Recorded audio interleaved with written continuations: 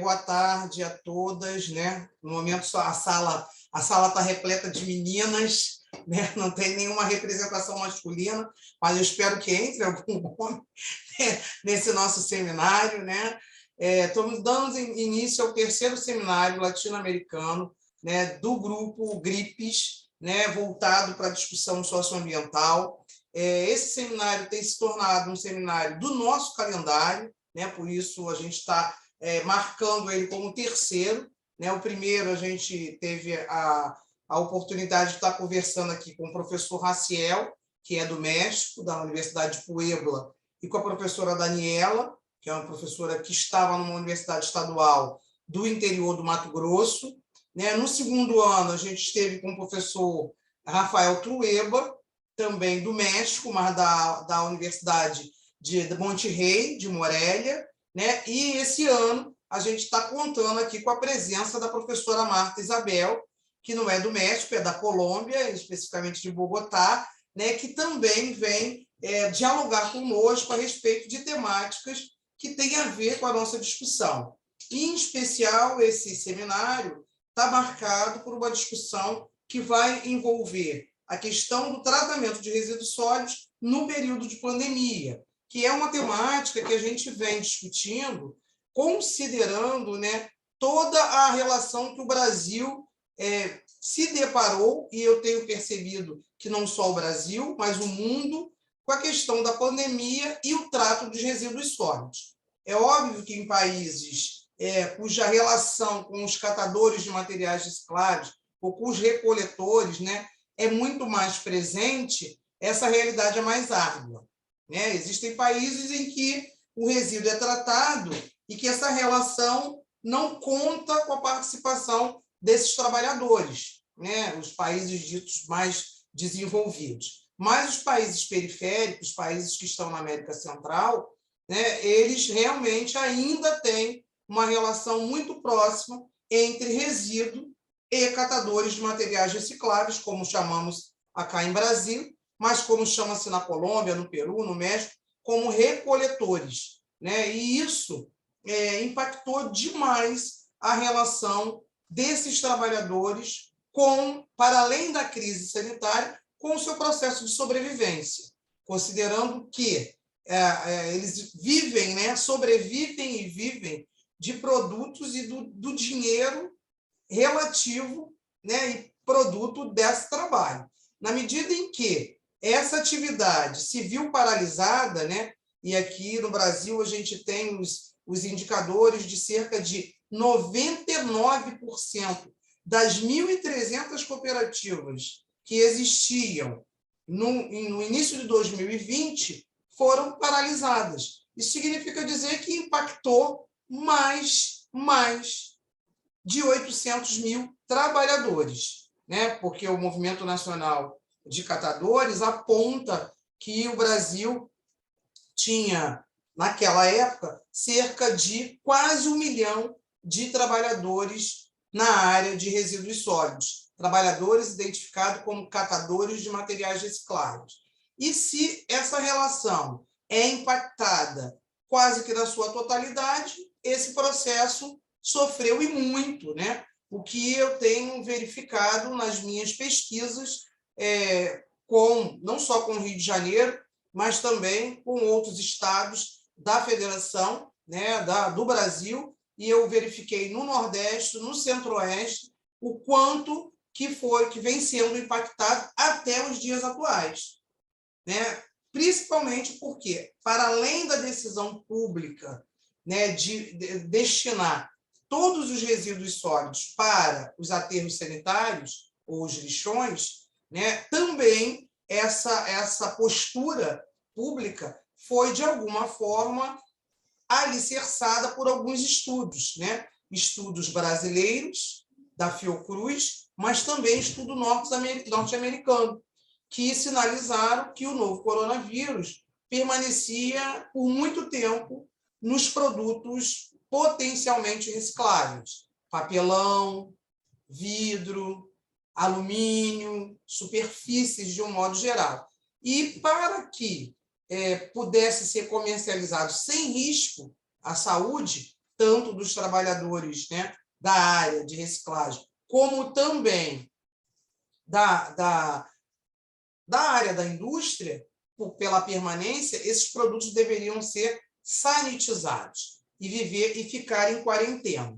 Só que o trabalho desses catadores de materiais e catadoras de materiais recicláveis, ele é um trabalho que sobrevive da dinâmica da venda e da troca disso em dinheiro. Não é um trabalho que possa esperar 30, 40, 50 dias para remunerar essas pessoas.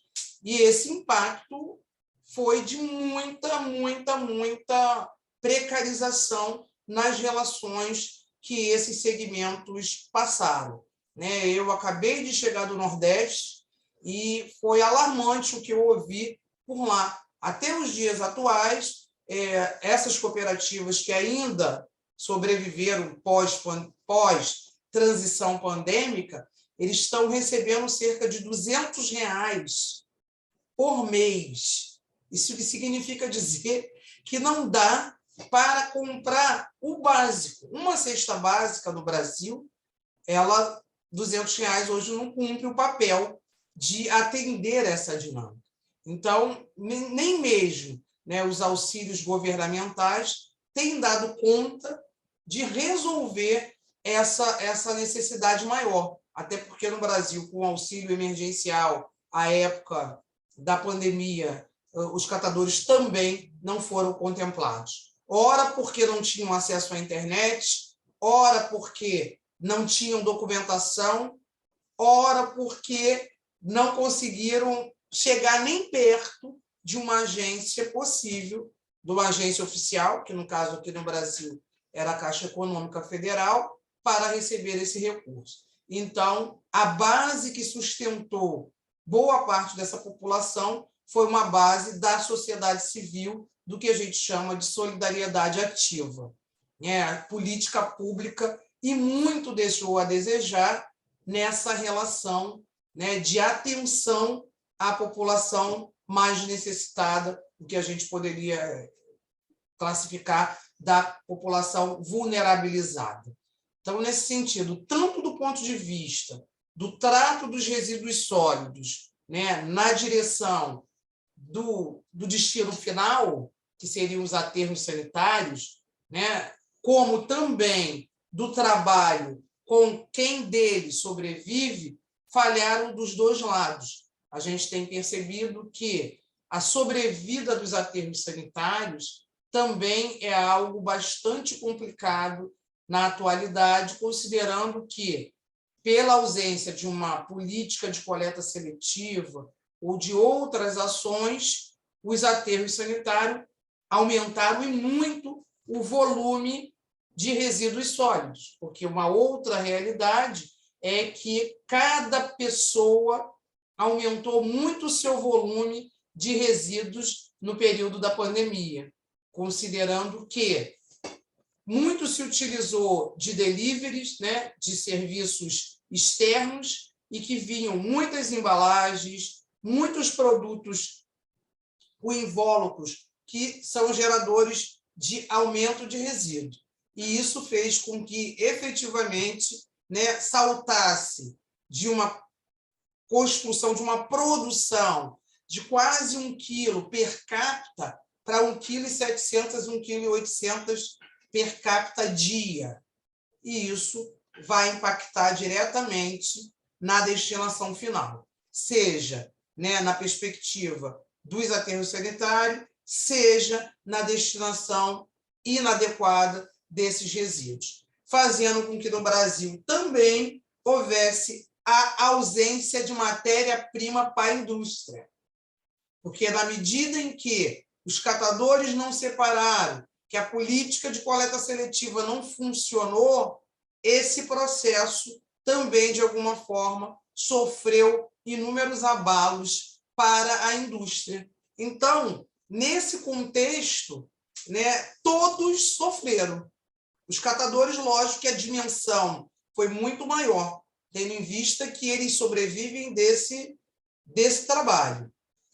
os aterros sanitários aumentaram e muito o seu volume de forma, às vezes, inadequada de aterramento, considerando os estudos, inclusive, sinalizados de contaminação dos produtos pelo novo coronavírus. E a indústria deixou de utilizar efetivamente um produto reciclável, potencialmente para reciclável, para buscar uma outra fonte. Então, o ambiente também sofreu, na medida em que mais árvores foram derrubadas, na medida em que inúmeros outros processos inadequados na busca da matéria-prima também foram atacados de forma sobremaneira.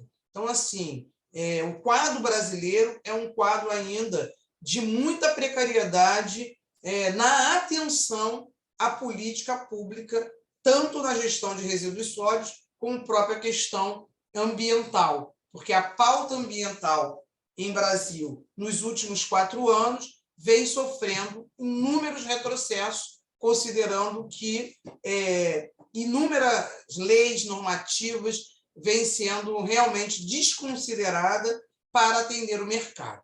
E isso, assim, é um traço que a gente se ressente muito, considerando, inclusive, a agenda de 2030.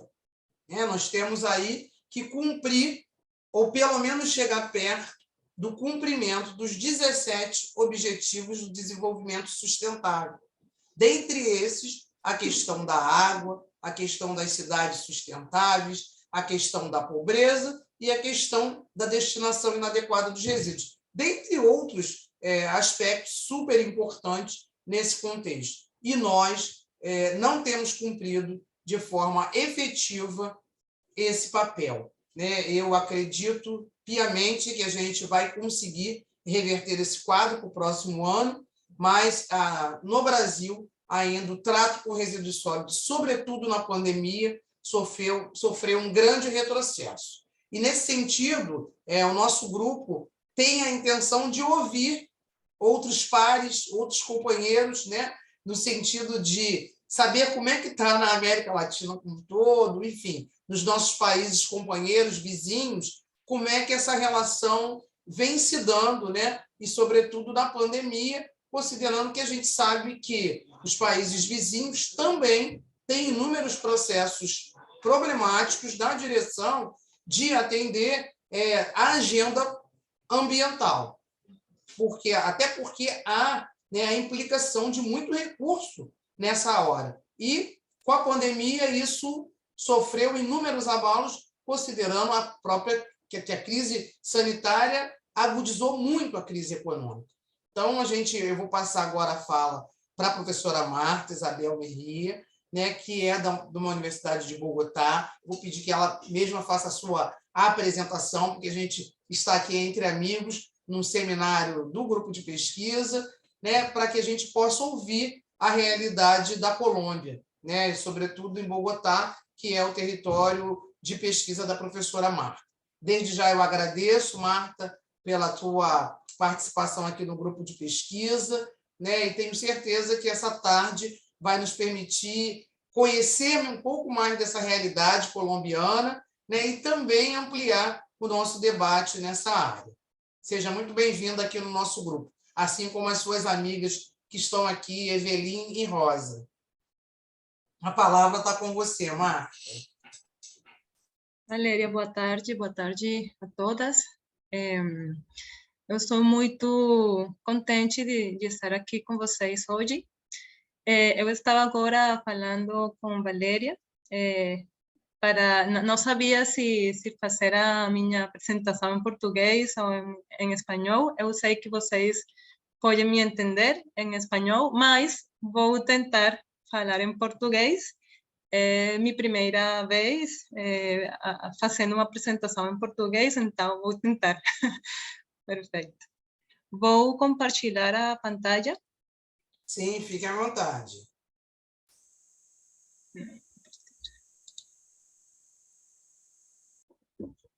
Já podem olhar? Não, Marta, você vai ter que abrir. Ok, sim. Agora possa colocar em apresentação. Sim. Está ok. Só se você botar em apresentação, que é aqui, ó, do lado, nesse livrinho aqui, o pessoal brinca que é um livrinho aberto. Vai mais rápido. Não, é a terceira via aqui. Aí, facilita. Sim, ok, está perfeito. Perfeito. Tá bom.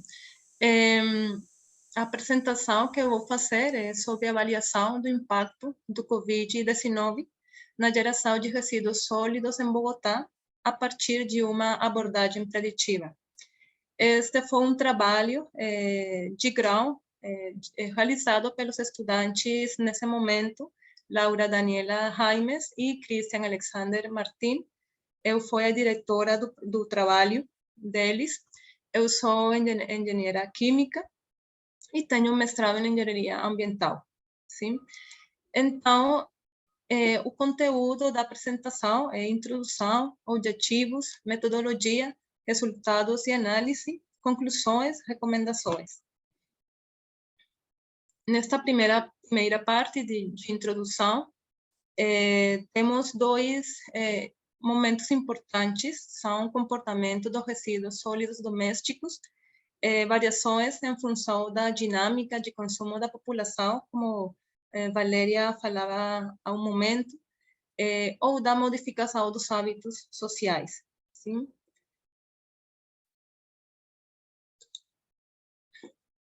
Também a pandemia por Covid-19, todos sabemos que é uma doença respiratória aguda causada por este vírus, filogeneticamente relacionado ao SARS-CoV, esse vírus. Então, aqui em Bogotá, temos a seguinte porcentagem de geração de resíduos sólidos antes da pandemia. Temos resíduos orgânicos, porcentagem de geração de 51,32%, plásticos, 16,88%, celulose, 13,67%, textos, 4,54%, vidros, madeira, metais inertes e perigosos, como vocês podem olhar na apresentação. Antes da pandemia, entre o ano 2000 e 2020, tínhamos esta geração de resíduos sólidos. Essas são imagens do relleno, aterro sanitário Doña Juana, aqui em Bogotá. O chorume, a planta de chorume, planta de tratamento de chorume, os resíduos quando são compactados e a entrada ao aterro sanitário.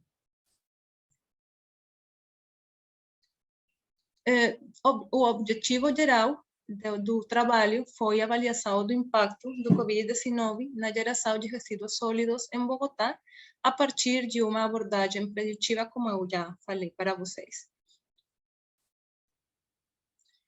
Objetivos específicos foram analisar informações sobre a quantidade por mês e ano de resíduos sólidos domésticos na cidade de Bogotá desde 2013 até o início da pandemia.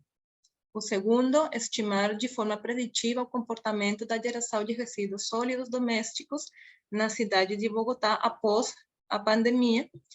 Avaliar o impacto na geração de resíduos sólidos domésticos na cidade de Bogotá gerados pela pandemia. E o quarto, identificar medidas para a gestão integral dos resíduos sólidos domésticos na cidade de Bogotá, em tempos de pandemia também. Então, vou falar um pouquinho sobre a metodologia que os estudantes usaram para fazer o trabalho. Tem 4 fases. A primeira é a análise de informações. A segunda, avaliação dos impactos na geração de resíduos. A segunda, estimativa de forma preditiva da mudança no comportamento da geração de resíduos sólidos. A terceira, avaliação dos impactos na geração de resíduos. E a quarta, medidas de gestão. gestão. Então, na primeira análise das informações, eles fizeram a compilação de informações básicas, análise dessas informações, análise da gênese da alteração na geração de resíduos sólidos. Depois, na estimativa, de forma preditiva, eles estabeleceram cenários para poder fazer a quantificação de resíduos. Segundo, análise dos resultados das estimativas para cada cenário.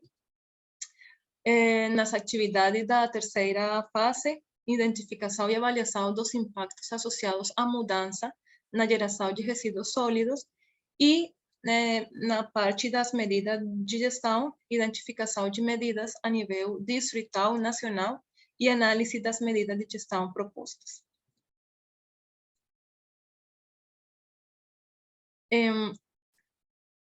Temos para fazer a estimativa da geração de resíduos, chorume, biogás, temos aqui os modelos usados. Então, com essas fórmulas, se contabilizaram, se estimaram, mais bem, a produção per capita de resíduos sólidos dos diferentes anos.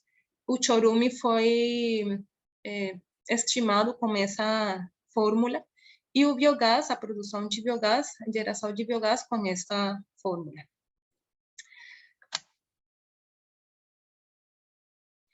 Para estimar ou identificar e avaliar os impactos associados à mudança na geração de resíduos sólidos, se usou a metodologia de Vicente Conesa, que tem como critério de avaliação natureza, intensidade, extensão, momento, persistência, reversibilidade, recuperabilidade, sinergia, acumulação, efeito e periodicidade dos impactos ambientais. E a fórmula para avaliar esses impactos é a que vocês podem observar, olhar aqui na slide. Agora, temos 4 categorias depois de implementar esta fórmula, onde os impactos são classificados em irrelevante, moderado, grave, crítico, sem o resultado de aplicar essa equação, essa fórmula é menor a 20, moderado entre 20 e 40, grave entre 40 e 60 e crítico maior do que 60. Agora vou falar sobre os resultados e análise dos mesmos. Na fase 1, fase análise das informações, aqui temos a gráfica de toneladas de resíduos que ingressam ao aterro sanitário Doña Juana para os diferentes anos, desde 2013 até 2019. Podemos olhar uma diminuição leve, certo? Uma diminuição no anos 2014 até 2017, mais ou menos. E os principais resultados são os seguintes. Entre 2013 e 2019, há um aumento de 14% da geração de resíduos. Temos entre 2014 e 2016, tem variações de 2%, um decrescimento da geração de média anual de resíduos sólidos, e a partir de 2017, há um aumento de 4%, sim? Que vocês podem olhar aqui. Enquanto geração média anual de biogás, no mesmo período de tempo, temos a gráfica de fluxo de biogás meio que maio, entre os anos 2013 e 2019 também temos um decrescimento, certo? Nos anos 2014 e 2017, o decrescimento médio para todo o período foi de 2%, O maior aumento foi entre 2017 e 2018, e a maior redução foi entre 2015 e 2016, a maior redução de geração de biogás. A composição do biogás foi 53% metano, 30% dióxido de carbono e 2% oxígeno. Agora, vamos olhar a geração média anual de chorume. Se diz assim, chorume, eu também encontrei lixiviado, sim? Mas acho que é chorume. Perfeito, então, nesta gráfica, chorume. Nesta gráfica, não temos dados de antes de 2017, então, só temos de 2017 a 2019. Houve um aumento de 16% de 2017 a 2018 e de 2018 a 2019 de 11%. Isso é geração de chorume. Agora vamos falar sobre a fase 2, a estimativa de forma preditiva da mudança no comportamento da geração de resíduos sólidos domésticos. Então, se estabeleceram 3 cenários para poder fazer essa estimativa. O cenário 1, no final, basicamente fala que no final de 2019 não se desenvolve uma pandemia de Covid-19, portanto, o comportamento da geração de resíduos sólidos, biogás e produção de chorume é igual, sim? Como vem acontecendo os anos anteriores.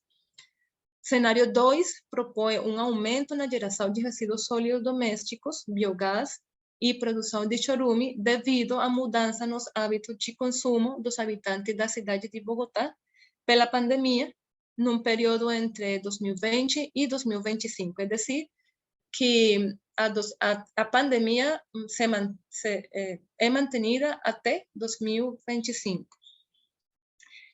E o terceiro cenário propõe um aumento na geração de resíduos sólidos domésticos, biogás queimado e produção de chorume, como no cenário 2, mas assumindo que a pandemia tem seu fim no ano 2022, sim? Ou seja, este ano, sim? Esses foram os 3 cenários que, nesse momento, há 2 anos atrás, foram planteados pelos estudantes. Depois de aplicar essas fórmulas para os 3 cenários que foram planteados, temos a linha azul para o cenário 1, sem pandemia, a linha cinzenta para o cenário 3, que fala que a pandemia tem fim neste ano, e linha vermelha, a pandemia continua até 2025. Então, esta gráfica tem a comparação da geração de resíduos sólidos domésticos. Temos para o cenário 1 uma taxa média de crescimento de 1,75%, para o cenário 2 de 2,34%, sim? Vemos que comparando o cenário 2 e 3 em função de cenário 1, o cenário 2 tem 26% mais geração de resíduos sólidos que o cenário 1, 26% mais. Para o cenário 3, são 23% mais. Sim? A diferença de que a pandemia acabara este ano ou 2025 são só 3% na geração de resíduos sólidos, fazendo uso dos modelos que eu já apresentei para vocês. Neste momento, vocês podem olhar a comparação de geração de biogás, o mesmo período de tempo. Aqui tem mais se pode ver mais, como se diz, maior diferença, certo, na geração de biogás. Então, linha azul para cenário 1, fluxo de 8.864 metros cúbicos por hora, como fluxo médio do ano de biogás a hora. Para cenário 2, fim da pandemia 2025, um fluxo de 10.621 metros cúbicos hora, 22,4% mais do que o cenário 1. E temos, finalmente, o cenário 3, com um fluxo de 9.804 metros cúbicos por hora. Só 13% mais do que o cenário 1, sim? Então, em todos os casos, cenário 2 tem maior quantidade de geração de resíduos e de biogás também de chorume, como vamos olhar agora. Sin embargo, como se diz sin embargo em português? Bueno, temos que a geração, um aumento da geração de chorume não é tanto como os outros, como foi biogás e como foi a geração de resíduos sólidos. Achamos que é pelo modelo que se usou, sim? Então, ao final do trabalho, uma recomendação é precisamente essa, que se trate de fazer com outro modelo que tenha mais variáveis, como idade do área de aterramento, entre outros. Então, para chorume não é tão, não tem um aumento tão grande. Então, vemos que a figura é quase igual, certo? Cenário 1, taxa média de crescimento de 12,3%, cenário 2, 13,5%, e cenário 3, 12,5% a 12,9%. Bom, passamos agora à fase 3, da identificação e avaliação dos impactos associados à mudança na geração de resíduos sólidos domésticos. É importante falar antes que até agora os impactos ambientais já são muito grandes, sim, já são grandes os impactos ambientais, e agora vamos olhar quais são esses impactos. Se encontraram 78 impactos nas categorias moderado, 46, grave, 27, crítico, 5, sim? Quais são esses impactos? Então, temos, aqui temos esta informação é o médio, qual é o médio abiótico, perceptivo, socioeconômico, qual é o componente do meio abiótico, subsuelo, atmosfera, perceptivo, paisagem, socioeconômico, cultural e econômico, elemento afetado, realmente é para o subsuelo, a geologia, atmosfera, qualidade do ar, paisagem, integridade da paisagem, cultural, uso e gestão de um meio ambiente, e econômico, uso do solo. Os impactos ambientais, então, temos para a geologia, a inestabilidade do solo, para a qualidade do ar, emissões de CO2, dióxido de carbono, integridade da paisagem, o impacto é a mudanças na paisagem, uso e gestão do meio ambiente, mudança da paisagem cultural, e uso do solo, mudança no uso do solo. Temos aqui o resultado final da qualificação de critérios, 62, 61, 52, 66, 62, e a categoria crítico também. Então, antes da pandemia, tínhamos categorias críticas. Agora, com a nova geração de resíduos sólidos, realmente se mantém em crítico. Não pode ser pior, como a como o resultado realmente importante. Então, por isso é que, ao final, se propõem todas as medidas para prevenir a geração de resíduos sólidos e fortalecer, precisamente, a gestão integral dos resíduos, como separação na fonte, entre outras. Porque, finalmente, como as quantidades já são muito grandes, realmente já estão num estado crítico, então temos que diminuir essa quantidade que se vai gerando. Na fase 4, a identificação de medidas de gestão, temos número de medidas aplicáveis e identificadas. Estas são medidas que o governo colombiano estabeleceu. Temos 4 de ordem nacional, 4 de ordem distrital. Além, essas são 8 medidas que são especificamente da gestão integral dos resíduos sólidos.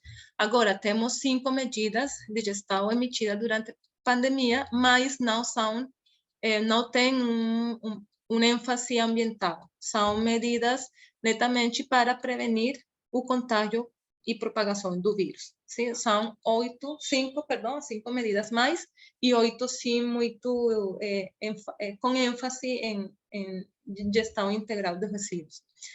O resultado de fazer o seguimento, um acompanhamento a essas medidas é a ausência de relatórios de avaliação, acompanhamento e monitorização, que permitam demonstrar o progresso na implementação de cada dessas medidas, de cada desses programas. Então, até o momento de fazer o trabalho, não foi possível conhecer o avanço das medidas implementadas. Não foi possível porque não tem relatórios ao respeito. Sim?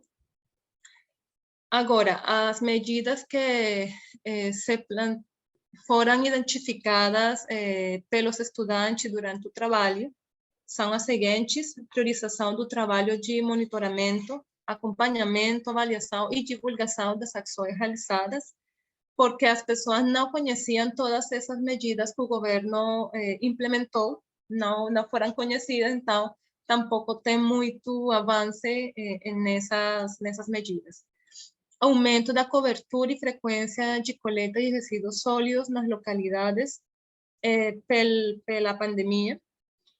Os programas de treinamento, duas coisas: treinamento para uso adequado de recipientes de coleta e a educação ambiental em relação com a separação na fonte. Finalmente, o fortalecimento da população de catadores, implementação a implementação das melhores práticas pós-consumo. É muito importante a implementação das melhores práticas pós-consumo, porque assim se consegue diminuir a geração, certo? A quantidade de resíduos gerados, mas também essas porcentagens de geração de diferentes tipos de materiais vai mudar dependendo dessas práticas de pós-consumo. Finalmente, as conclusões.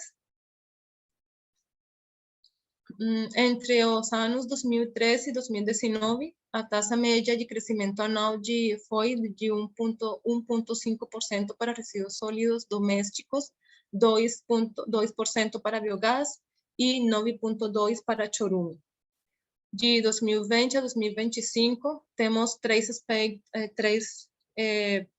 temas importantes: geração de resíduos sólidos domésticos para o cenário 1 de 12.804.855 toneladas ano, para o cenário 2 de 15.898.000 aproximadamente, e cenário 3, 15.801.402 toneladas anos. Esta é na geração de resíduos. Agora, o fluxo de biogás para o cenário 1 aumenta em 110 metros cúbicos hora, Para o cenário 2, 365, e para o cenário 3, 294 metros cúbicos hora. O fluxo de chorume para o cenário 1 representa uma taxa de crescimento de 12,93, no cenário 2, 13,58 e 12,6 para o cenário 3. Finalmente, o maior impacto realmente da geração dos resíduos sólidos está, como se diz, está relacionado com a vida útil do aterro sanitário Doña Juana. ¿Sí? Para o cenário 2, seria uma redução de 3 anos na vida útil do aterro, e para o cenário 2, 3 anos, e para o cenário 3, 1 ano. ¿Sí? Temos que ter em conta que já a vida útil do relleno do aterro está chegando ao limite, então é importante que as autoridades ambientais estén atentos, prestem atenção a esse impacto que temos agora sobre a vida útil do aterro.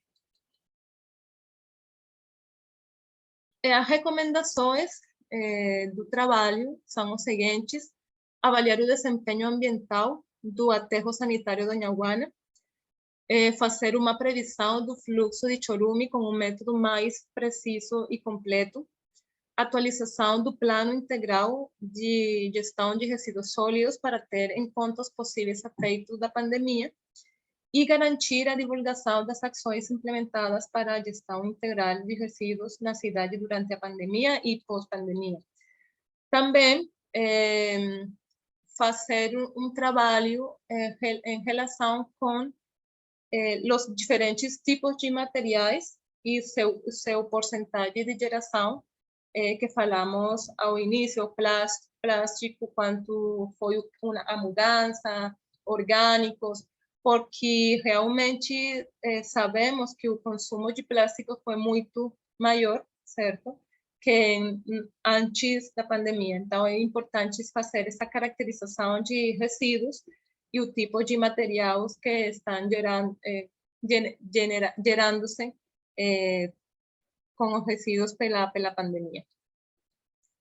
Então, muito obrigada. Espero que o português não tenha sido muito ruim. Marta, a gente aqui agradece, né?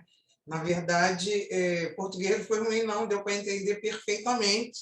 E a partir disso eu tenho algumas questões, considerando, inclusive, a contextualização que eu tinha feito inicial, né? Óbvio que a tua área é da engenharia, mas você não deixa de ter foco também na discussão com os catadores, que é uma área que mais mexe aqui com o nosso departamento e com o próprio grupo de pesquisa. É óbvio que a gente estuda na sua totalidade a questão da gestão, mas o ator principal, o sujeito das nossas análises, são os catadores. E assim, você já esteve aqui, a gente já fez outras coisas juntas, e eu vi que vocês falaram no estudo de vocês sobre o fortalecimento dos catadores. Então, eu tenho algumas questões para te perguntar. Mas, para além disso, né, eu não sou engenheira, mas eu tenho um palpite com relação ao chorume, né, a não variação de chorume. Porque, na verdade, né, o chorume ele tem uma relação com o composto orgânico. Né? E não diferente, talvez, do Brasil, também houve o aumento da produção de produtos que não eram orgânicos. Então, assim, a pandemia trouxe muito mais embalagens, né? Produtos ou papelão ou isopor, algo que não vai produzir chorume. Então, essa variação, por mais que vai impactar no volume lá na frente da produção de resíduos sólidos urbanos, em termos de chorume não vai inferir. Sim. É isso. Então, assim, é muito interessante, porque mesmo vocês o estudo de vocês trazendo uma análise desde 2013, eu acho que nós aqui no Brasil, eu não tenho esse dado pela ABS. A ABS, que seria a área da engenharia sanitária, A pesquisa que eu tenho da ABS é mais sobre adoecimento dos trabalhadores, seja trabalhadores da varrição, da coleta regular ou dos catadores de materiais reciclados. Mas eu queria ouvir um pouco de você, se vocês também, na pesquisa e na própria universidade, e na vida cotidiana da Colômbia, né, e Bogotá, que é uma grande cidade, como é que ficou essa relação de apoio a essa população?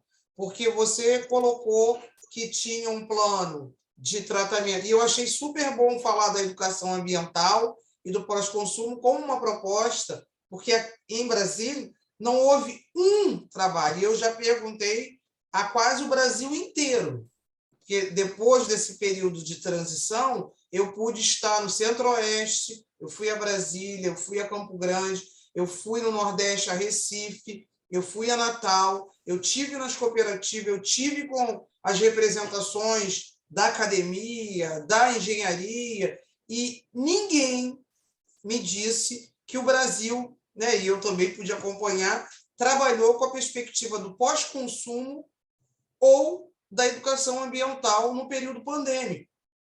Considerando tudo isso, porque os estudos não foram só para o Brasil, foram para o mundo, dizendo da presença do novo coronavírus nos produtos. Como a Colômbia trabalhou isso? Bogotá, em especial, teve uma ação mais efetiva para a população ou realmente mandou tudo também para o aterro sanitário? O que acontece é que acá em Bogotá e na Colômbia, todas as normativas que falam sobre os catadores de ofício, como falam acá, e a nova classificação dos resíduos saiu antes da pandemia. Então, as medidas estavam muito recentes, sim. O governo tinha começado a fazer propaganda comerciais, educação ambiental a respeito. Então, quando a pandemia chegou, ficou muito fácil integrá-lo, certo? Essas medidas que o governo estava implementando nesse momento. Os catadores, por exemplo, também estavam iniciando essa organização, sim, pela normativa ambiental. Então, ficaram como que o momento foi ótimo para eles, pela normativa que estava saindo nesse momento na Colômbia. Sim? Não sei se foi clara a resposta. Não, sim, foi sim. Uma outra coisa para complementar é que ótimo que a normativa anteriormente já vinha, né, se preocupando em fazer essa divulgação pela uma via da educação ambiental. Porque eu sei que a normativa da Colômbia, e está cá a Isabel, que fez um trabalho comparado no doutorado, não em Bogotá, mas fez em Cali, e a gente usou a legislação colombiana, né, de 2014, se não estou enganada, não é isso? Sim. Nós aqui, no Brasil, somos 2010. Sim. E nunca foi feito pelo governo brasileiro uma propaganda, pelo governo brasileiro, para o Brasil como um todo, uma propaganda para educar a população, para estimular a população ou a separar, ou a ter um cuidado no pós-consumo, independente da crise sanitária. Porque com a crise sanitária, isso aumenta em grandes proporções, né? Tanto o cuidado como o consumo. Mas nós não tivemos isso, né? Uma outra coisa, diante dessa legislação e já de um trabalho que a Colômbia vem fazendo, eu quero te perguntar se você observou, né, ou pelo teu trabalho na universidade, ou como uma colombiana cidadã, se os catadores estavam na rua, mesmo com todos os cuidados do processo pandêmico, ou também sumiram. E se teve algum apoio de recurso financeiro, como os auxílios emergenciais que tivemos acá em Brasília. Bueno, esa parte la voy a responder en español.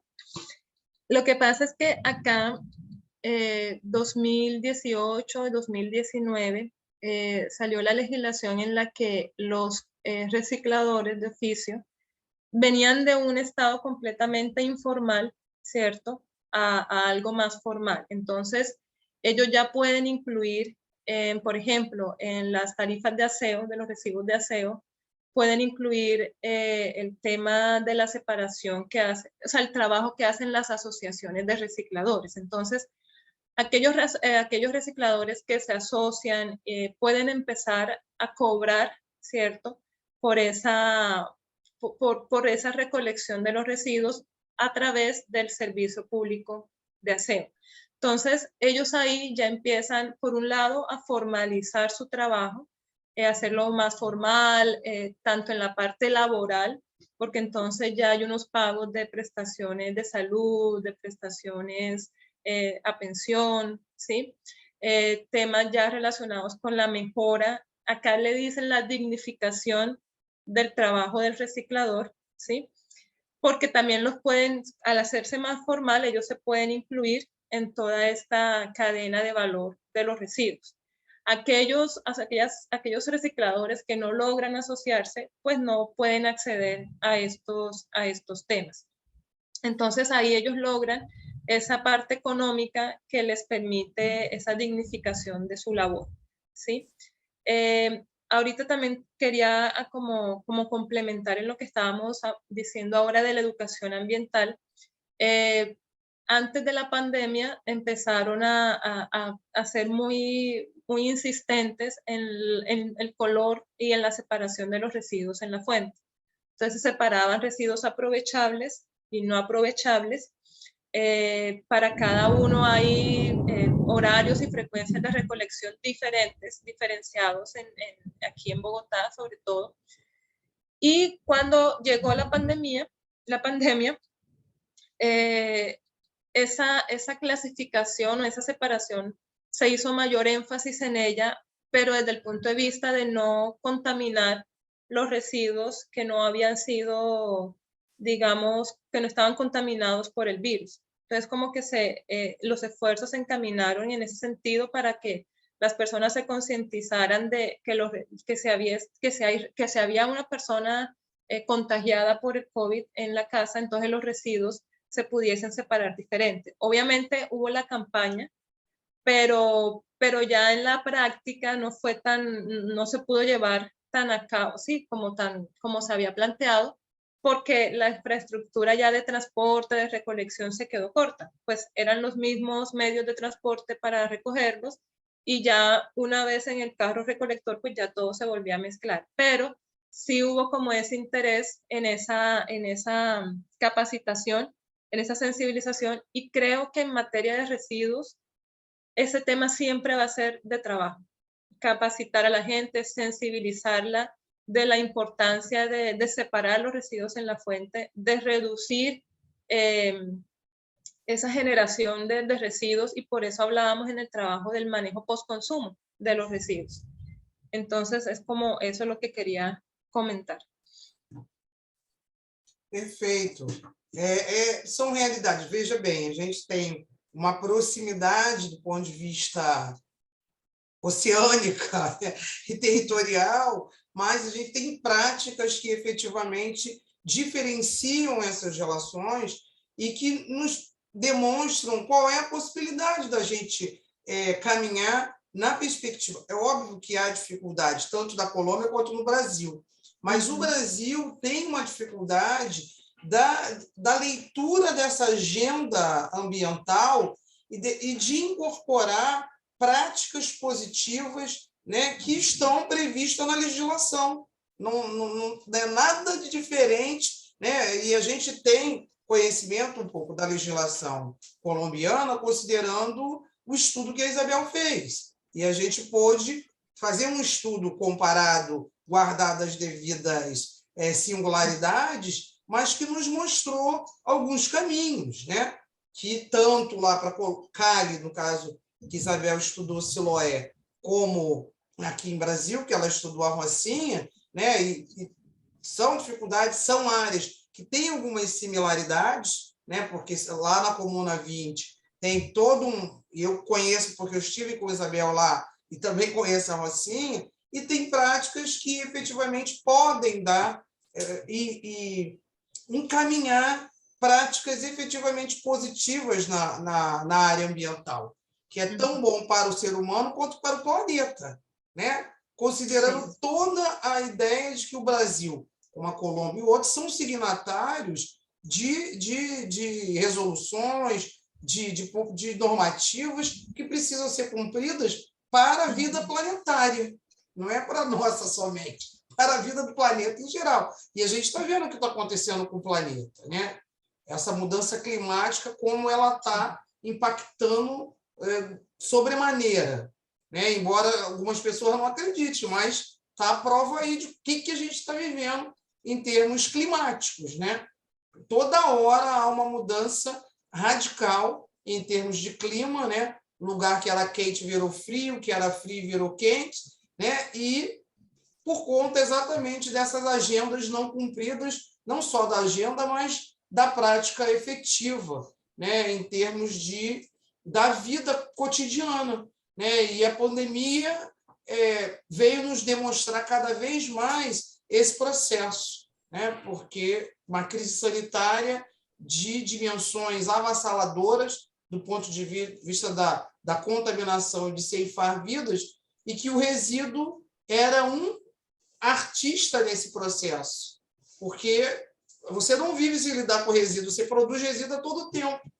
E a gente viu que pôde acontecer, pelo menos no Brasil eu estou acompanhando, e você demonstrou com dados, né, tanto do ponto de vista do biogás, como bom, enfim, dos rarefeitos do resíduo sólido, né, de como tratar ele, dos impactos que isso efetivamente causam no cenário local e mundial. Porque quando a gente joga para cima o metano, quando a gente joga o CO2, quando joga tudo, ele não fica localizado, ele não tem um endereço, ele vai para o planeta como um todo, né?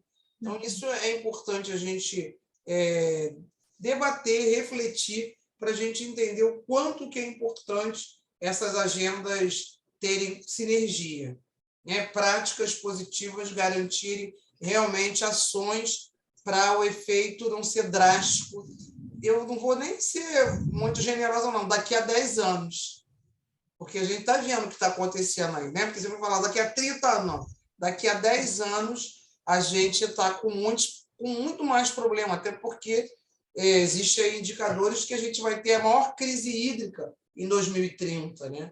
E uma coisa está ligada à outra. A gente está falando de lixo, mas a gente nada está solto, né? Nada está perdido nessa relação. Então, assim, eu acho que essas questões que a gente levanta e que são importantes, tanto do ponto de vista das relações sociais e humanas, como dos dados. A gente não vive sem dados. Esses dados que você nos mostra, eles são muito importantes para a gente começar a pensar, inclusive porque ele tem prospecção. Vocês trabalharem na perspectiva até de 2050. Então, assim, eu no Brasil, por exemplo, eu que trabalho também lá na engenharia, né, eu ainda não vi nenhum estudo por eles, e muito menos da ABS. Pode ser que a ABS lance algum estudo agora com algumas prospecções, né, em termos de emissões, mas a emissão é tão importante quando a gente estudar o impacto aqui do Covid, porque a emissão ela vai gerar um prejuízo planetário daí numa linha de tempo aí, botei 10, mas agora vou até diminuir para 5, porque é todo o tempo que essa emissão é gerada, né, os poluentes cada vez mais adoecem mais o planeta. Eu acho que é um pouco desse lugar. Eu não sei se as meninas, falei tanto, né? Mas Cristiane, Isabel, Thelma, Bárbara, Evelyn, Rosa, Jaine, fiquem à vontade também para dialogar comigo, com a Marta, que eu acho que essa troca que é fundamental, e a proposta do seminário é exatamente essa, que a gente possa trocar para cada vez mais ampliar a nossa lógica do pensamento. Eu gostaria de fazer uma pergunta, não sei se a Marta está por dentro também dessa questão. Eu apliquei minha pesquisa em Cali em 2019, então ainda era muito recente a legislação que, de certa forma, apoiava os catadores nesse sentido da tarifa que eles recebiam pelo serviço prestado. E tinha muito uma reclamação das associações de catadores, no sentido de dizer que eles não tinham apoio do poder público e do receio que eles tinham de grandes empresas que estavam meio que tomando o lugar deles,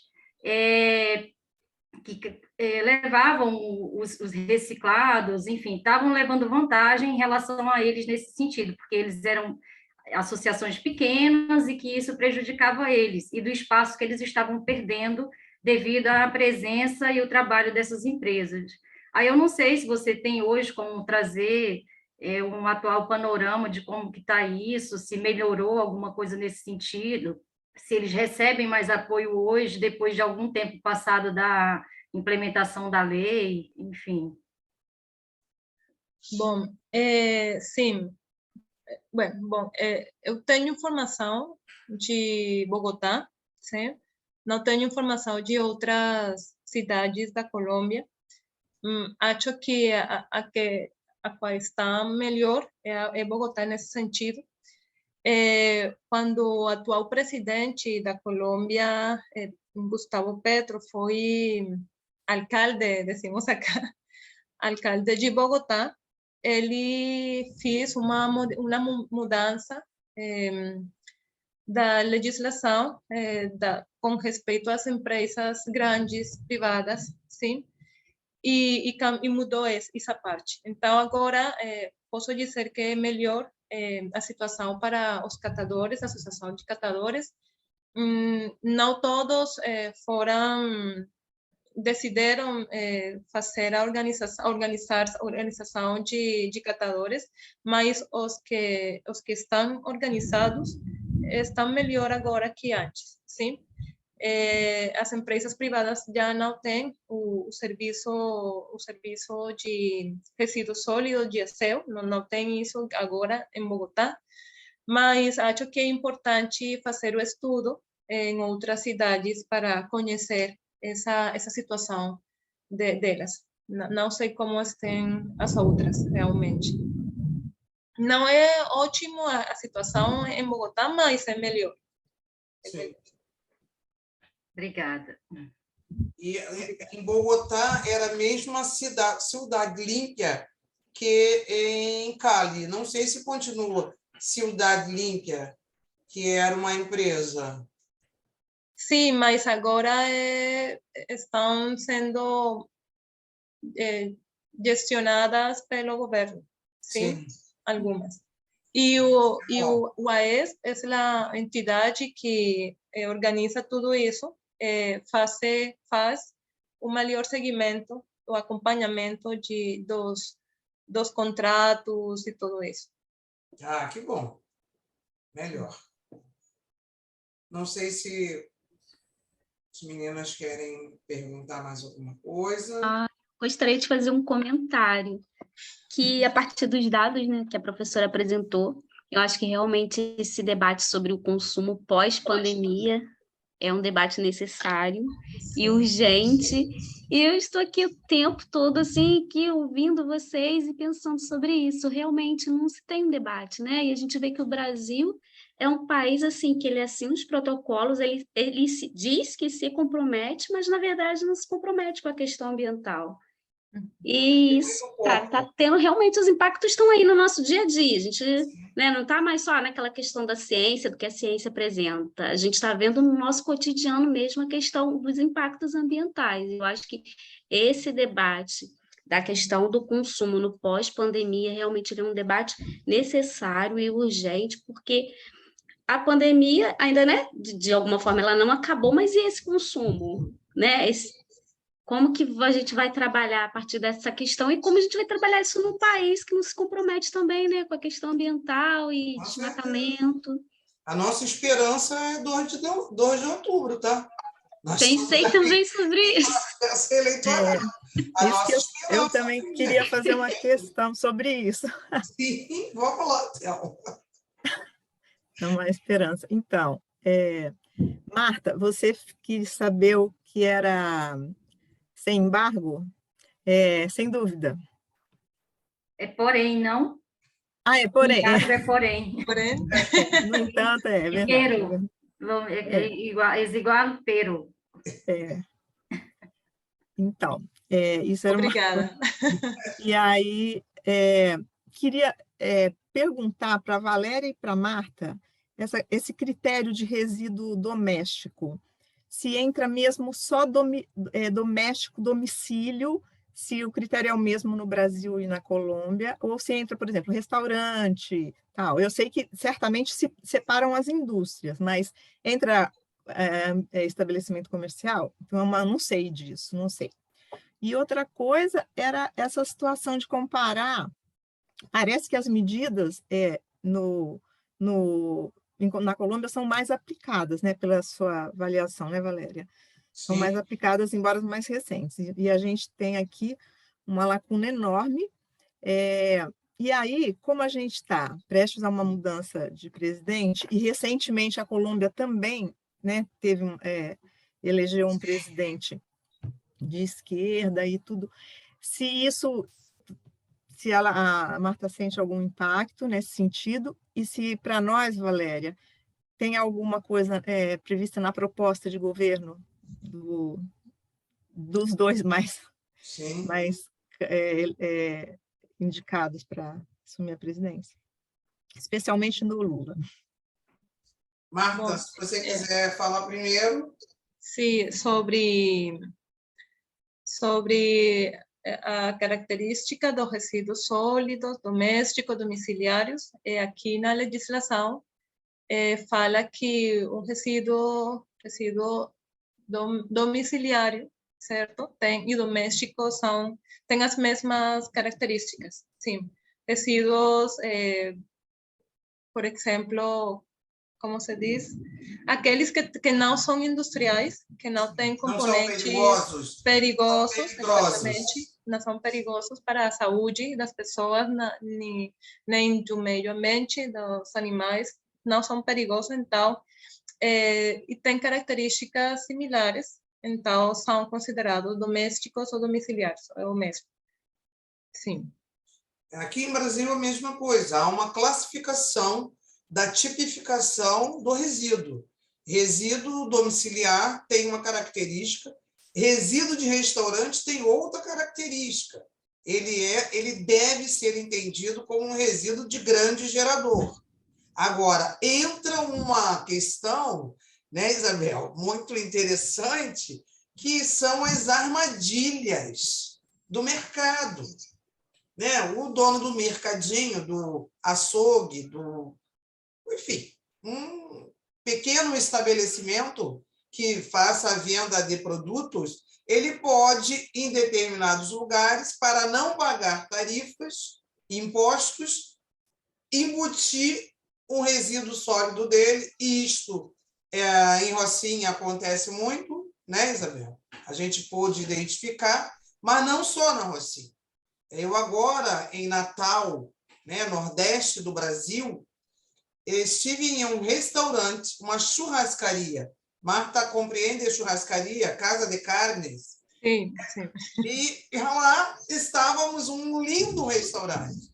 E o professor Fábio me avisou que aquele restaurante se classificava como pequeno gerador.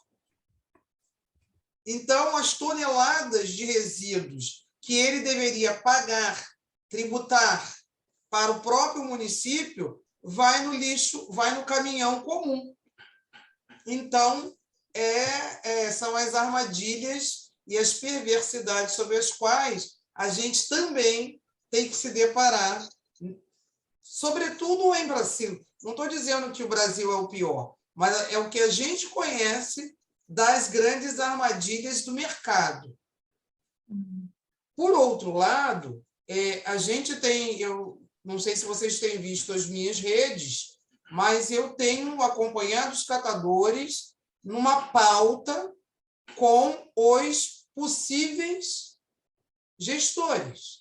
Então, eu já tive com o Molon, com o Freixo, só não tive com o Lula. Uma pena, mas eu não podia ir, que foi quinta-feira passada, né? E aí não deu para estar com o Lula. Mas os catadores têm estado com o Lula também e têm entregue um documento para assegurar uma pauta ambiental, sobretudo na área que mexe com eles, que tem a ver com resíduo, com catadores de materiais recicláveis, né? Então, entregou-se uma pauta para o governador, para o senador, para o deputado estadual, para o deputado federal e para o presidente da República. Então, há um movimento que eu acho altamente salutar, sobretudo quando está catadores, academia, políticos. Isso é salutar, isso é muito importante, né, para assinar uma carta para pautar uma agenda propositiva para o futuro. Então, a gente tem feito isso sim, né? Semana passada eu só não pude ir no Lula porque eu tinha um compromisso. Mas fiquei triste, viu? Que estava o Lula, estava a Dilma, estavam todos em Nova Iguaçu, na Baixada Fluminense. Então, é essa lógica que eu pude vivenciar alguns governos populistas, não vou dizer de esquerda, mas populistas, sobre as quais a pauta ambiental foi muito bem contemplada, né? A gente está vivendo, desde a conferência de 92, da Rio 92, que ainda nem era o Fernando Henrique, né? Não era o Fernando Henrique, presidente, mas o Brasil queria entrar numa pauta de desenvolvimento. Então, virou signatário de todos os protocolos da ONU. Depois a gente teve a Rio+20, é isso? Que foi quando exatamente se encerrou o lixão de Gramacho e já era uma gestão de um governo popular. E foi o momento que mais a política ambiental se desenvolveu. Tanto que a Política Nacional de Resíduos Sólidos, ela tramitou 20 anos no Congresso Nacional e ela só é de 2010. Foi na era Lula, né? Então, assim, eu estou muito otimista de que a pauta ambiental vai ganhar novos rumos a partir de 1º de janeiro de 2023, porque do jeito que está, não conseguimos. Sim, Márcia. Eu quero também complementar um pouquinho sobre a classificação dos resíduos acá na Colômbia. Acá temos legislação para resíduos domésticos, sim, resíduos perigosos, sim, resíduos especiais que não são perigosos, mas não são domésticos, não sabem onde classificar. Tem os resíduos especiais, também resíduos gerados nas atividades de atenção na saúde, sim, e resíduos de aparatos elétricos, eletrônicos, que não são perigosos, não se consideram perigosos na sua totalidade. Também resíduos pós-consumo, de medicamentos, como se diz medicamentos? Medicamentos. Medicamentos. Também tem legislação especial. Aqui também tem, eu acho que é bem próximo, inclusive porque tem a logística reversa de todos esses produtos, pneus, lâmpadas fluorescentes, que precisa acabarem no mundo, né? Aqui as lâmpadas fluorescentes já são consideradas perigosas. Sim, perigosas. Aqui também, mas ainda estão na discussão da logística reversa com pouca efetividade. Um outro produto são os pneus, não sei como chamar, pneus, né? Pneus, sim. Pneus. Então, há muito problema. E agora, cá em Brasil, tem uma legislação nova sobre cobre, fio de cobre metálico, que não pode mais se queimar. Pela combustão, há um aumento do metano. Então, é necessário comprar cortadores de cobre para desencapar os fios, porque há dois problemas acá em Brasil: a queima, levando tudo para a atmosfera, e o roubo desses fios nas linhas férreas, na telefonia, onde há muito problema, muito. E dessa ordem, criou-se uma legislação muito recente que não pode mais negociar esses catadores, indústrias precisam ter agora um manifesto efetivo para poder negociar esse tipo de produto. Então, assim, essa discussão ela é longa, né? E ela nos instiga porque há muito problema ainda, e sobretudo em Brasil, que tem essa dimensão continental, por exemplo, como tratar os resíduos da Amazônia. É um problema. Sim. Uma área cuja o percentual aquático de água é muito grande, inclusive para transportar, como fazer. Então, há problema dessa natureza, o manejo é complexo, a emissão dos poluentes muito mais, que vão para os rios, né? Então, temos que trabalhar muito, e estou otimista que o próximo governo, que vamos conseguir virar esse quadro e que o próximo governo nos dará a oportunidade de ter uma agenda propositiva. Sinceramente, é o meu coração. Eu estou ansiosa. Eu não sou uma pessoa ansiosa, mas eu estou muito ansiosa com o 2 de outubro, porque é a hora da virada, né? A gente precisa realmente garantir uma vida melhor para todos nós, né? Essa história do desenvolvimento sustentável, se vão para hoje, para o amanhã, ela precisa se materializar efetivamente na garantia da vida, para além de qualquer outra coisa. Porque se você não garante a vida, não adianta ter dinheiro, não adianta ter desenvolvimento, não adianta ter tecnologia. Tudo isso vai por terra. Certo. Então, é um pouco desse lugar. Gente, mais alguma questão? Primeiro, eu queria tirar uma foto bem bonita assim, ó. A gente rindo. Isabel, que está a nossa fotógrafa. Foi, Isabel? Uma foto bonita para a gente registrar na nossa rede, que a gente, né, a propaganda é a alma do negócio, gente.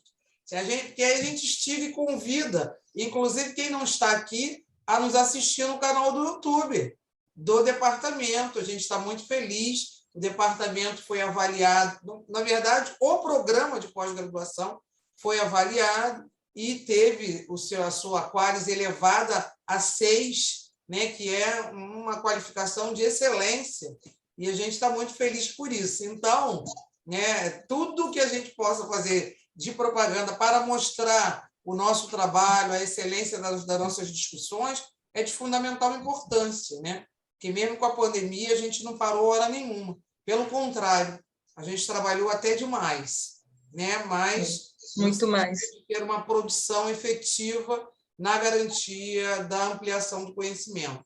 E eu acho que isso é fundamental nos dias atuais, sobretudo no Brasil, que a ciência está sob ataque. A ciência está na mira do desfazimento, embora a gente tenha muita fé que isso vai passar, né? Como tudo de ruim já passou. Mas esse reconhecimento da CAPES, ele nos levou para outro lugar, né? Nos mostrou que é possível, mesmo com as dificuldades, a gente produzir conhecimento, né? E ampliar conhecimento, trocar com outros países, como que a gente está fazendo agora. Então, assim, eu fico muito feliz da gente ter essa oportunidade dessa troca, porque são trocas que ficam, né? E que ampliam o nosso conhecimento e que nos provocam a estudar cada vez mais. Então, Marta, quero deixar mais uma vez aqui o meu muito obrigado, muitas graças por seu contributo porque compartilhar com você foi muito legal aqui nessa tarde, né? Porque a gente pôde juntar dados importantes que nem sempre a gente tem, né? Com uma análise que faz toda uma sinergia com essas informações. Então, eu espero também que tenha sido proveitoso para vocês essa conversa dessa tarde. Muito obrigada pelo convite. Realmente é importante para mim. É importante para todas nós, né? Tá nessa troca. Obrigada. É o Clube da aqui em Brasil chama Clube da Luluzinha. Só meninas. Professora, eu tenho uma pergunta. Sim, fique à vontade. A gente está falando aqui, mas não para estamos fechar, encerrando. Marta, eu queria agradecer o compartilhamento que você trouxe. Eu fiquei super interessada, vou até aproximar para ficar mais alto, porque eu fiquei refletindo sobre algumas questões, né? Você, quando compartilhou sobre os dados do período de 2013 a 2019, por exemplo, trouxe dados que permitiu que a gente visualizasse, por exemplo, que não houve variação em alguns desses dados, por exemplo, como na geração de resíduos sólidos, como na questão do biogás, na questão do chorume, que a professora até complementou. E eu fiquei pensando sobre por que não havia dados anteriores, por exemplo, a 2017, sobre a questão de chorume, sobre a questão da redução de biogás. O que aconteceu no período de 2014 a 2016, por exemplo, que pode ter influenciado sobre essas ações, sobre esses dados que você pesquisou. Então, essa é uma primeira questão. A segunda é sobre a influência, lá na fase 4, se não me engano, você compartilhou a identificação das medidas de gestão, e aí você colocou 4 lâminas, né? A primeira é sobre a priorização do trabalho, monitoramento, acompanhamento, avaliação das ações realizadas, depois colocou sobre a questão do aumento da cobertura e da frequência da coleta de resíduos, colocou sobre os programas de treinamento, e aí no último, fortalecimento da população de catadores. E aí eu trago essa provocação que a professora até iniciou. Será que essa priorização do trabalho, esse aumento da cobertura, essa questão dos programas de treinamento, não seriam mais efetivas e não teriam melhor adesão, não conseguiriam influenciar na melhoria desses cenários se a população de catadores e catadoras estivessem envolvidos nesse processo? E, por último, sobre esses dados que a professora também trouxe no início da nossa conversa. Aqui, nós tivemos um impacto em mais de 90% no trabalho dos catadores e das catadoras. E temos uma representatividade de mais de 800 mil catadores e catadoras. Frente a essa realidade dos catadores e catadoras daí, de Bogotá, da Colômbia, como que seria possível, então, trabalhar de maneira articulada com esses profissionais e essas profissionais para que essas medidas que você sugeriu, que vocês chegaram a apresentar, pudessem, então, melhorar as práticas pós-consumo, sabe? Foi a reflexão que eu fiquei e foi fruto das anotações. Então, agradeço pelo compartilhamento e trago aqui essas questões. Tá, perfeito. Enquanto a primeira, acho que é importante revisar se o modelo que acá usamos, foi usado, não tive algum dado que tivesse feito falta para fazer essa quantificação da geração. Então, vou olhar bem essa questão para fazer para saber se é possível estimar a geração dos chorume antes de 2017. Eu acho que sim, acho que é falta de algum dado importante para a fórmula que foi, como se diz, a equação que foi usada.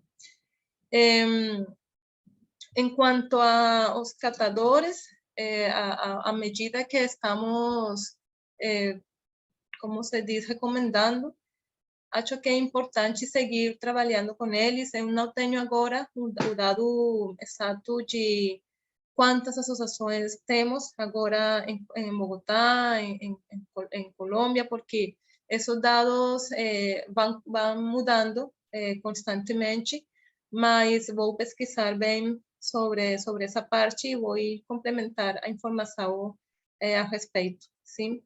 Qual foi a outra pergunta, a segunda?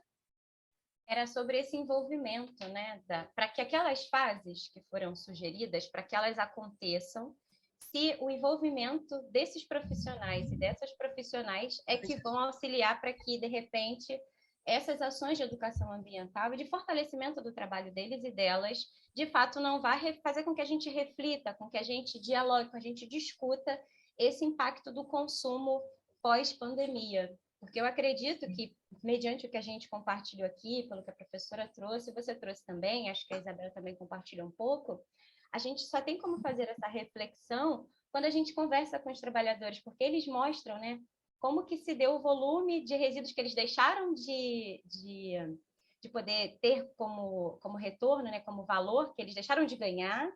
Nessa questão dos produtos orgânicos que deixaram de circular e que não geraram tanto chorume, porque a gente teve um aumento dos produtos ali, das embalagens nesse período de pandemia, e também nessa questão da educação ambiental, que tem a ver com essa reflexão sobre o consumo, né? E esse pós-consumo, né, que a gente não sei se é muito pós, mas esse impacto do consumo pré e pós, eu acho que a gente tem muito para falar quando a gente pensa na destinação dos resíduos, né? Seja lá da maneira adequada, mas principalmente da inadequada, que a gente compartilhou aqui.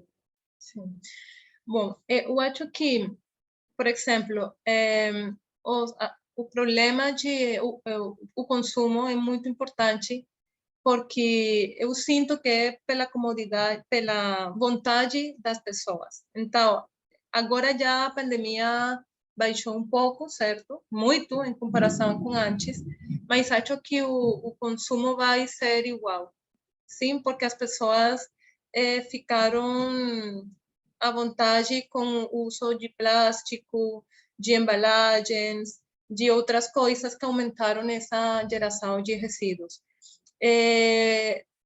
Sinto que temos que trabalhar muito mais com os catadores, nos profissionais da área ambiental, com os catadores, porque, por exemplo, na universidade, eu sou professora de engenharia ambiental, sim? Mas o trabalho social temos que fortalecê-lo, porque não estamos trabalhando agora, neste momento, com profissionais da área social, sim? Então, para lograr trabalhar mais perto com eles, temos que fortalecer essa área social com outros profissionais que não temos na faculdade neste momento, sim? Mas temos que trabalhar mais nesse sentido. Acho que obtivemos melhores resultados que como desde a área da engenharia. Sim, dá para entender? Sim, já pode levar a professora Valéria para lá, para poder... Olha, Marta, essa garota já está entendendo. Sim, sim. Quando ela venha para Cartagena, vai também a... Sim, quando eu for na Cartagena das Índias, irei para Bogotá, porque eu não conheço Bogotá, conheço Cartagena, conheço Cali, Bogotá não fui. Então, não. É uma oportunidade, irei a Bogotá. Sim, é uma oportunidade. Acho que isso é importante, trabalhar nessa parte social desde a Universidade Distrital. Eu acho que outras universidades, outras faculdades estão trabalhando nesse sentido. Então, acho que é importante a gente, nós, começar a trabalhar também dessa forma como Valéria trabalha com eles. E eu fiquei muito surpreendida quando eu fui para Brasília, para Rio, todo esse trabalho que vocês estavam fazendo com eles, porque tem que ser, como se diz, tem que ser reproduzido também acá na Colômbia. A professora Marta teve a oportunidade de estar conosco aqui no Rio, na PUC, em Jardim Gramacho. Ela conhece, Bárbara, Jardim Gramacho, conhece o Polo, conhece o Aterro, e também fomos a Brasília. Fomos a Brasília, onde é instalado o Aterro, atual, né, que não é mais na estrutural, e também fomos a Rio Verde. Andamos muito, né, Marta? Sí, Andamos muito, muito, muito em 2019. sí, 19. 2019. Muito legal, Foi uma ótimo. caminhada longa. Passamos mais de uma semana caminhando Duas muitas semanas. atividades. Né? Sim. Foi um colóquio Brasil-Colômbia bastante profícuo, bastante produtivo e nos permitiu fazer essa andança, né? Aí, Rio, Brasília e Rio Verde, que é Goiás. Então, isso foi muito bom para trazer esse cenário, né? De intervenção, trabalho em cooperativas, né? Com um olhar também da engenharia, porque e o nosso grupo era um grupo muito interdisciplinar. Então, tinha Marta na engenharia, eu no serviço social, professor Fábio na política pública, embora seja economista, professor Roberto na geografia. Então, assim, foi um mix de muitas informações importantes para esses dados interdisciplinares que são complementares, né? Os dados que a Marta nos traz, ele tem um cruzamento total com os dados que a gente tem em termos da questão social. Né? Se vem um geógrafo, vai trazer outros dados territoriais. Né? Vem um cara da política pública, vai trazer outros dados ou da economia. Então, isso é muito, muito profícuo no sentido de ampliar conhecimento, né? E de garantir realmente essas reflexões que a gente, ao longo do processo, consegue fazer. Então, acho que é isso. Certo. Mais alguém quer perguntar mais alguma coisa, quer compartilhar reflexões, né? Não é só perguntar, mas a gente pode compartilhar reflexões aqui. Eu acho que é bastante também produtivo esse tipo de exercício, né? Evelyn e Rosa, fiquem à vontade. Não sei se estão compreendendo tudo que falamos acá, mas fiquem à vontade. Niños que si quieren comentar algo, que con tranquilidad lo pueden hacer.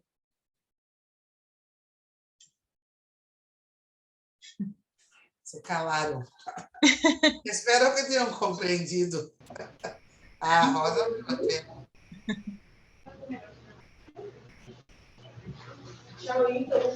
Bueno, buenas tardes. Sí, bueno, perfecto. Sí, entendimos, comprendimos bastante. De hecho, quería compartirles.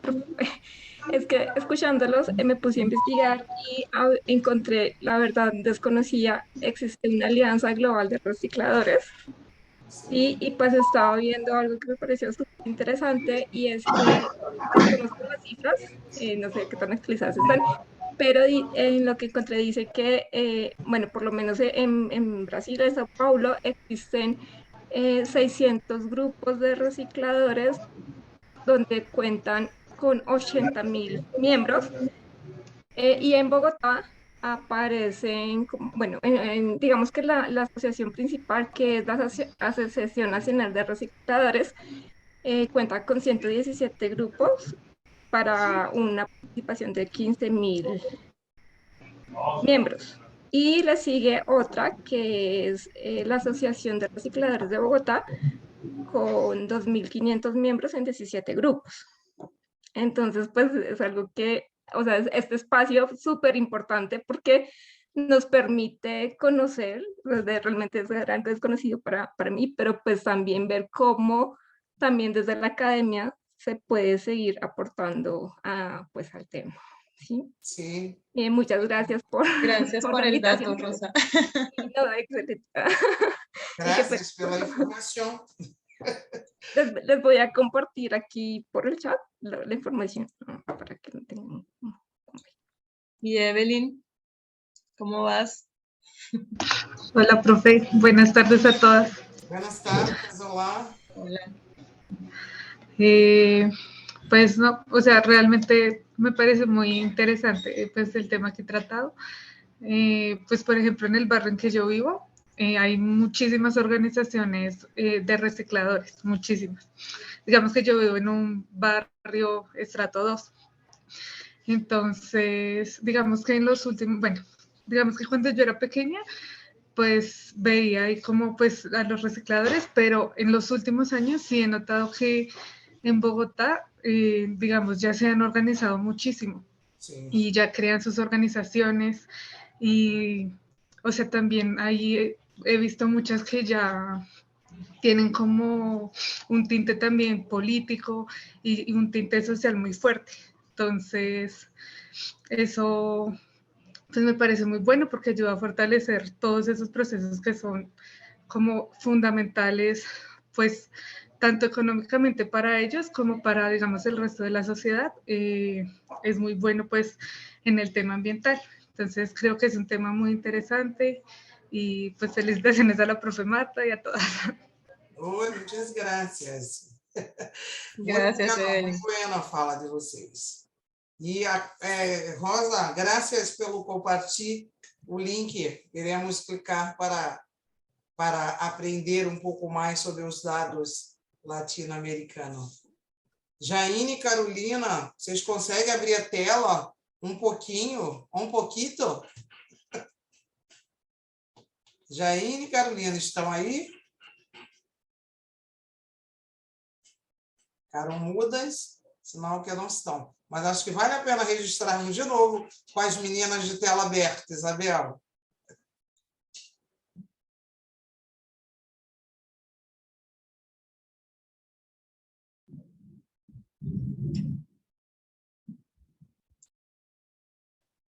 Carolina disse que está no metrô. Abre a tela, ué. Está no metrô, abre. Exato. Era só para você abrir a tela. Não, mas pelo menos estão ouvindo, né? São alunas nossas também do grado, né? Pré-grado. Elas não são do mestrado nem do doutorado, mas são minhas alunas de pesquisa e iniciação científica. E que bom. Também fazem parte do grupo. Por isso é que eu pedi para abrir a tela para registrar, né? Que é uma forma da gente saber que estamos aqui entre pré-grado, pós-grado, né? Discutindo temáticas afins. Então, isso é muito bueno. Graças, Carolina. Pode fechar sua tela. Está no metrô. Bom, gente, eu acho que a gente vai já encerrando a nossa conversa. Mais uma vez, agradecendo a professora Marta, a presença da Rosa e Evelyn e a presença de vocês. Dizer que esse nosso bate-papo, esse nosso encontro aqui vai ficar gravado e disponibilizado no canal do YouTube do Departamento de Serviço Social, mas eu vou mandar depois um link para a professora Marta para ser visto em qualquer mídia. Eu consigo fazer isso aqui no sistema nosso de educação à distância, né? E dizer que foi uma alegria estar com vocês. Eu espero que a gente possa, né, de um modo híbrido ou de um modo presencial, estar novamente em outro momento, ampliando o nosso debate, trazendo outras informações. Hoje, nesse período pandêmico, a gente consegue fazer um evento em que tenha pessoas no espaço presencial e, através de um aparelho, fazer uma interconexão com quem está em outro país. Então, a gente pode pensar, inclusive, num seminário conjunto, né, de alunos da engenharia, alunos do serviço social, para que a gente possa ampliar o debate, Marta.